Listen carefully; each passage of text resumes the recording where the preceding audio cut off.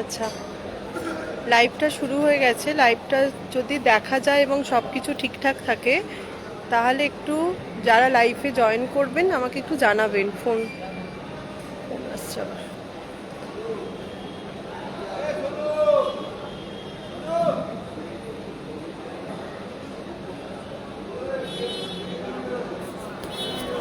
আচ্ছা, লাইভটা শুরু হয়ে গেছে, বাট আমি কোনো কমেন্ট কিছু দেখছি না। যদি আমার লাইভে কেউ জয়েন করে থাকেন তাহলে আমাকে একটু জানাবেন যে সব ঠিকঠাক আসছে কিনা, মানে ছবি বা আমার কথা। ছবির থেকেও বড় কথা হচ্ছে আমার কথাগুলো শোনা যাচ্ছে কিনা, কারণ হাইকোর্ট বুঝতেই পারছেন যে এখানে সিগন্যালের ভীষণ প্রবলেম। আমার কথাগুলো ঠিকঠাক শোনা যাচ্ছে কিনা একটু আমাকে জানাবেন। কেউ একজন মেসেজ করে জানান যে হ্যাঁ সাউন্ড ঠিকঠাক আছে কিনা।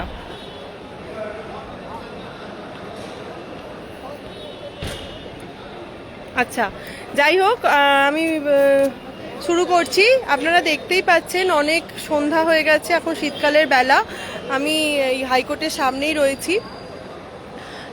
প্রথমেই বলে দিই, যারা কেস আপডেটে রয়েছেন বা যারা এখনও গ্রুপগুলো ফলো করেন, গ্রুপে রয়েছেন, তারা জানেন যে অলরেডি আমাদের নোটিফিকেশান বেরোনোর এবং নোটিফিকেশানে ফর্ম ফিল আপ শুরু হওয়ার পরে 23-25 ব্যাচ, মানে 23-25 ডিএলএড ব্যাচ যে ডিএলএড করেছে সেই রকম বহু ক্যান্ডিডেট, তারা অনেক অনেক জন আর কি অ্যাডভোকেটকে দিয়ে, প্রায় 3-4 জন অ্যাডভোকেটকে দিয়ে কেস ফাইল করেছিলেন। বহু ক্যান্ডিডেট, কোথাও 400 জন পিটিশনার, কোথায় 98 জন পিটিশনার, এরকম বহু ক্যান্ডিডেট কেস ফাইল করেছিলেন যে তাদেরকে এই রিক্রুটমেন্টে সুযোগ দিতে হবে, মানে এই নিয়োগ প্রক্রিয়াতে ফর্ম ফিল আপ করে ইন্টারভিউ দেওয়ার সুযোগ দিতে হবে এই আবেদন নিয়ে।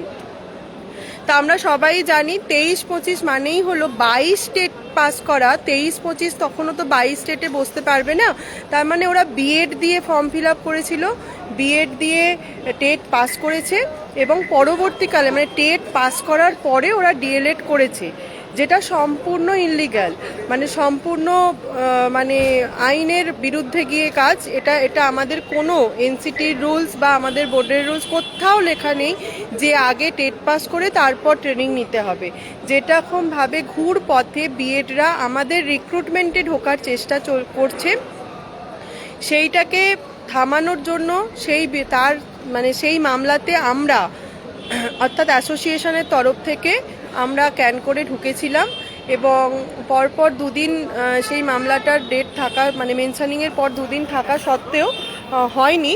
আজকে আমি এসছিলাম, আজকে মামলাটা হয়েছে এবং 22 স্টেট এবং 23 স্টেটে যাতে 23-25 ক্যান্ডিডেট, আমার 23-25-এর ডিএলএড ব্যাচ যাতে 22 স্টেট পাস এবং 23 স্টেট পাস এরা যাতে অংশগ্রহণ করতে না পারে সেই বিষয়ে আমাদের যে উকিলবাবুরা ছিলেন, চতুর্বেদী স্যার ছিলেন, চিত্তপ্রিয় স্যার ছিলেন, সোমেশ স্যার ছিলেন, আর বোর্ডের তরফ থেকে তো সুবীর সান্যাল, রাতুল স্যার, এরা তো ছিলেনই।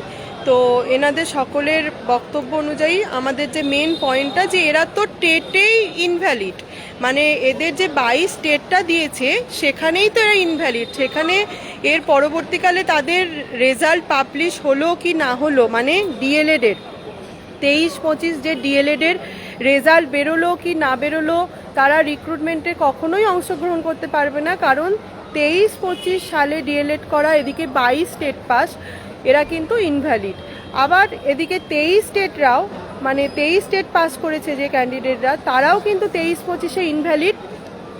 কারণ 23-25-এ যে ব্যাচটা তাদের শুরু হয়েছিল, যে সময়ে আর কি ব্যাচের যে রেজিস্ট্রেশন হয়েছিল সেটা কিন্তু টেট দেওয়ার বা টেটের ফর্ম ফিল আপের পরেই। তাহলে যাই হোক, এগুলো আইনি বিষয়।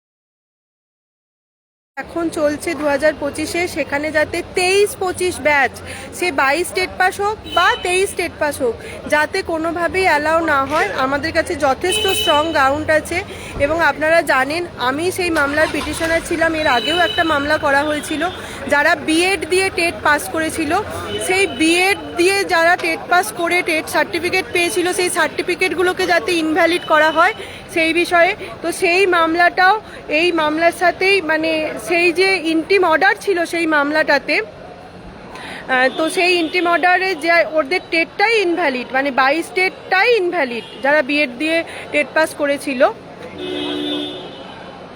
নো সাউন্ড, নো সাউন্ড মানে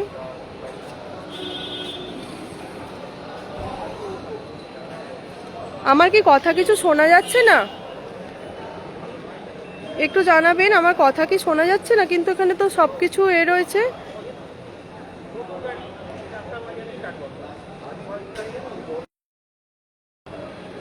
মিউট তো নেই, আমার কথা কি শোনা যাচ্ছে না? এখন যারা দেখছেন একটু জানাবেন।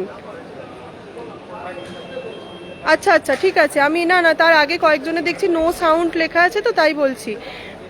হ্যাঁ, তো যেটা বলছিলাম যে আজকে সেই 23-25 ব্যাচকে আটকানোর জন্য ওরা অনেক সিনিয়র দিয়ে অনেকজন অ্যাডভোকেটকে, আমি কি প্রথম থেকে বলবো? একটু আমাকে জানাবেন, আমি প্রথম থেকে যা যা বললাম এতক্ষণ কি ক্লিয়ার আসছিল, শোনা যাচ্ছিল? আচ্ছা আচ্ছা ঠিক আছে, সাউন্ড আছে। তো আজকে আমাদের তরফ থেকে মামলাটার হিয়ারিং হলো এবং জজ সাহেব এটাকে একদমই এন্টারটেন করেননি। যেখানে মেনটেনেবিলিটির ইস্যু রয়েছে, মানে যারা মামলা করেছে তাদের মামলা করার বা মামলাটা শোনার মতো যোগ্যতাই নেই, কারণ তারা টেটেই ক্যান্সেল হয়ে গেছে। তারা 22 স্টেট পাস বা 23 স্টেটের যে সার্টিফিকেট সেটাই ইনভ্যালিড, সেখানেই তারা মানে ইললিগালভাবে বসেছিল। 23 স্টেটের ক্ষেত্রে ইনলিগালভাবে বসেছিল এবং 22 স্টেটে তো বিএড দিয়ে বসার জন্য সে তো আগেই সুপ্রিম কোর্টের রায়ে ক্যান্সেল হয়ে গেছে। এই কারণের জন্য জজ সাহেব আজকে কোনো এন্টারটেন করেননি। উনি বলেছেন আমি এই মামলা শুনবই না, এরপরে হয়তো রেগুলার বেঞ্চে, মানে আমাদের প্রাইমারির যে রেগুলার বেঞ্চ, যে জজ সাহেবের বেঞ্চ আছে, সেই বেঞ্চে হয়তো এনারা তুলবে মামলাটা। তো আমরাও সেখানেও ফাইট দেওয়ার জন্য প্রস্তুত। কোনো মতেই 22-এর এবং 23-এর যে রিক্রুটমেন্ট প্রসেস চলছে, সেই রিক্রুটমেন্টে কখনোই 23-25-কে আমরা বসতে দেব না অ্যাসোসিয়েশনের তরফ থেকে অনেক আগেই। কারণ আপনারা জানেন 23 স্টেট যত না আছে, 22 state pass huge huge candidate, মানে তাদের এই যে 1.5 লাখ পরীক্ষার্থী পাশ করেছিল, তাদের মধ্যে যদি 50-52 হাজার বাদ দিই, বাকি যে 1 লাখ ক্যান্ডিডেট তারা কিন্তু সমস্তটাই বিএড দিয়ে পাস করা। তাহলে তারা পরবর্তীকালে 23-25 ব্যাচে মানে ডিএলএড করে এটাতে ঢোকার ব্যবস্থা করেছে। জন্য প্রচুর পিটিশনারও রয়েছে, এক একটা মামলাতে 400-র বেশি পিটিশনার হয়ে রয়েছে, যে তারা যাতে এই রিক্রুটমেন্টে অংশ নিতে পারে। কিন্তু আমরা মানে যতক্ষণ আছি ততক্ষণ লড়ে যাব, আমরা কোনো মতেই 23-25-কে এই রিক্রুটমেন্টে বসতে দেব না।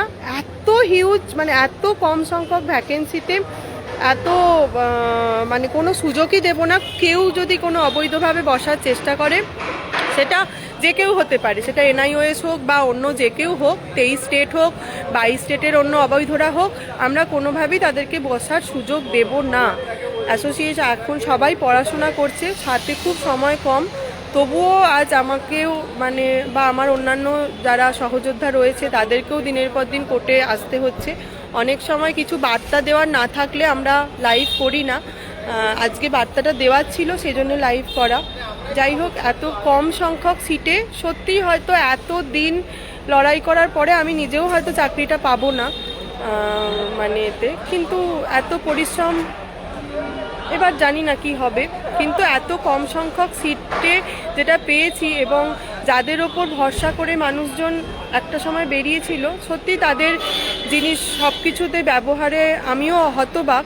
যে এই যে এক্সট্রা কারিকুলাম বা অন্যান্য সব সার্টিফিকেট বের করে নিজেদের চাকরিটা সুনিশ্চিত করে মাত্র এই 13,000 সিটেই সন্তুষ্ট, আর কোনোরূপ কোনো কিছু নেওয়া হচ্ছে না। যাই হোক, আমাদের অ্যাসোসিয়েশনের তরফ থেকে এটা এই চিন্তাভাবনা চলছে যাতে আবার পথে নামা যায় বা কিছু একটা প্রতিবাদ করা যায় বা যে কোনোভাবে যাতে সিট সংখ্যাটা বাড়ানো যায়, সেটা আইনি পথে বা অন্য কোনো দিক থেকে, সেটা চেষ্টাই মানে চলছে। জানি না কতটা সফল হব।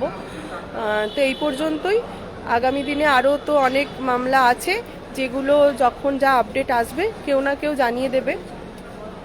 এই পর্যন্তই। যে আজকের মামলা সারমর্ম হচ্ছে এটাই যে 23-25 বসার চেষ্টা করেছিল বা আগামী দিনেও করবে, সেই জায়গাটায় আমরা বাধা হয়ে দাঁড়িয়েছি। এর আগেও আমাদের ইন্টিম অর্ডার রয়েছে, বিএডদের সার্টিফিকেট বাতিল মামলাটা, সেই মামলাটাও রয়েছে, এবং এই মামলাতেও আমরা কখনোই 23-25 যারা সম্পূর্ণ অবৈধ তাদেরকে কখনোই এই রিক্রুটমেন্টে ফর্ম ফিল আপ করার বা ইন্টারভিউতে সুযোগ দেওয়ার কোনো এক বিন্দু চান্স আমরা ছাড়বো না।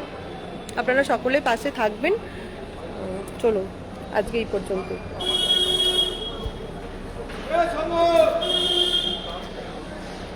दीदी की टीवी ना बोला था ना।